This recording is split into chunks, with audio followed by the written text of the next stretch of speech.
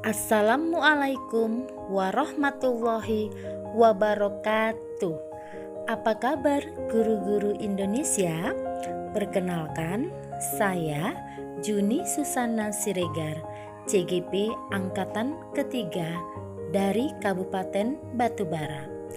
Pada kesempatan kali ini, saya akan menyampaikan hasil tugas saya tentang koneksi antar materi modul 3.1, pengambilan keputusan sebagai pemimpin pembelajaran.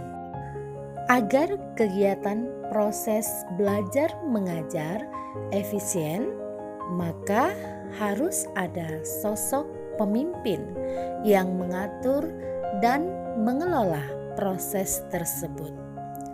Siapakah pemimpin yang dimaksud? Pemimpin yang dimaksud adalah guru sebagai pemimpin pembelajaran. Sebagai pemimpin pembelajaran, guru perlu melaksanakan langkah-langkah pengambilan keputusan dalam mengelaborasi metode pembelajaran yang berpihak kepada murid. Sebagai seorang guru, dalam mengambil keputusan sebagai pemimpin pembelajaran, guru haruslah sesuai dengan arah dan tujuan pembelajaran.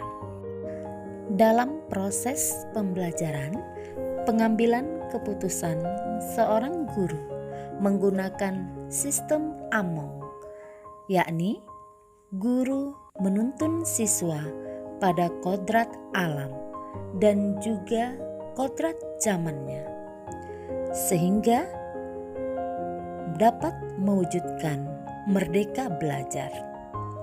Selain itu, guru juga menuntun siswa dengan asa, asuh, dan asi. Dalam mengambil sebuah keputusan, pemimpin pembelajaran didasari pada pengaruh Pratap Triloka, yaitu Ing Ngarso Sungtulodo. Artinya, di depan guru sebagai contoh yang patut digugu dan ditiru anak didik. Dalam pengambilan keputusan, seorang guru harus mampu menunjukkan contoh yang baik dalam pengambilan keputusan kepada anak didik. Yang kedua adalah Ing Madya Mangunkarso. Dalam membangun suatu keputusan yang baik, yang adil dan bijaksana, guru bekerja sama dengan murid untuk mencapai keputusan bersama. Ketiga, Tutwuri Handayani.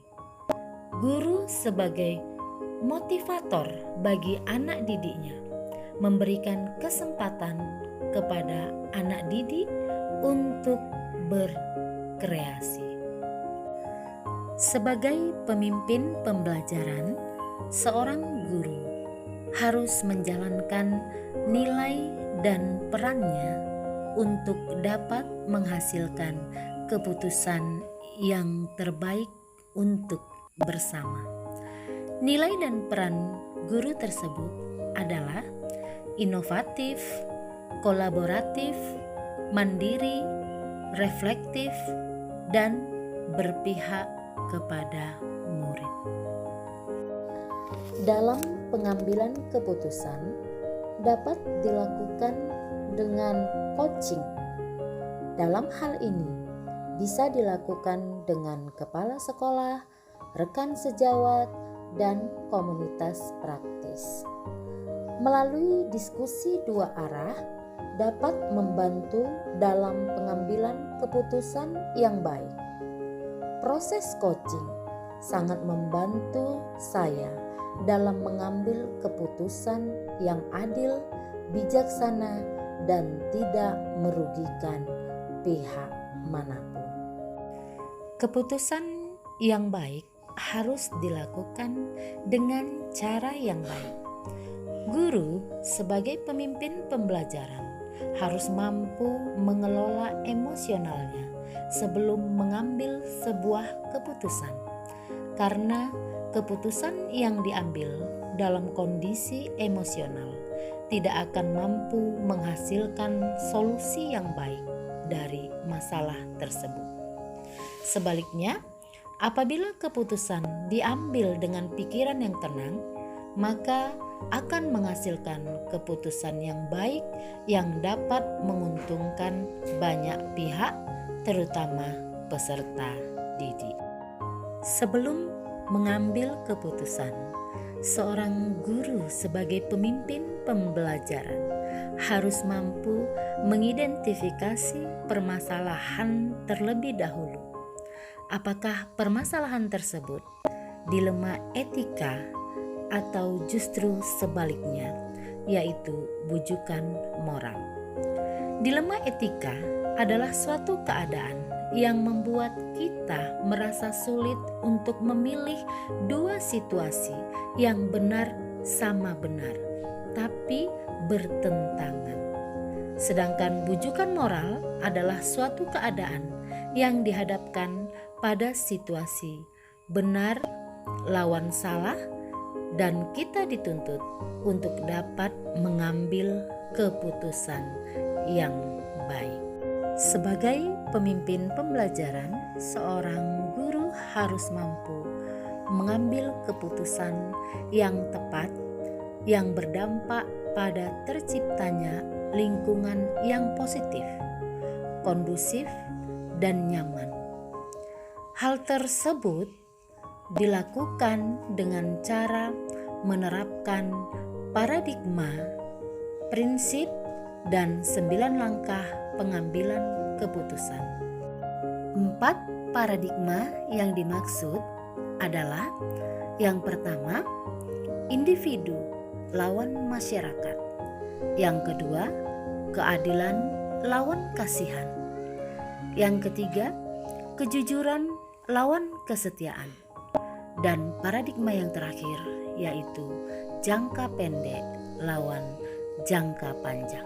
Sedangkan prinsip pengambilan keputusan yang pertama, berpikir berbasis hasil akhir atau end-based thinking; yang kedua, berpikir berbasis peraturan atau rule-based thinking; dan yang ketiga, berpikir berbasis rasa peduli atau care-based thinking.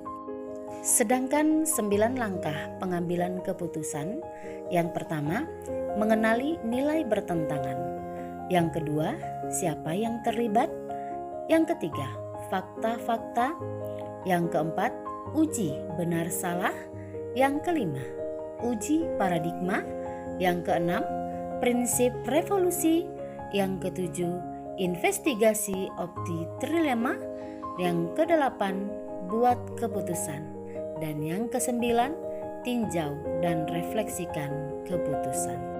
Kesimpulan akhir dari koneksi materi ini adalah, dalam mengambil keputusan, nilai dan peran guru sangat berpengaruh dalam pengambilan keputusan. Seorang guru sebagai pemimpin pembelajaran terlebih dahulu melakukan analisis terhadap permasalahan. Masalah dilema etika dalam pengambilan keputusan melalui tahap-tahap menentukan paradigma, prinsip, dan 9 langkah pengambilan keputusan. Guru dapat menggunakan pendekatan inquiry apresiatif, metode coaching, dan pengambilan keputusan dengan sosial emosional untuk dapat menghasilkan sebuah keputusan yang adil dan bertanggung jawab, juga tidak merugikan murid, sehingga murid merasa merdeka dan bahagia dalam menerima keputusan yang sudah dibuat berdasarkan 3 prinsip pengambilan keputusan, 4 paradigma, dan melakukan 9 langkah pengujian pengambilan keputusan.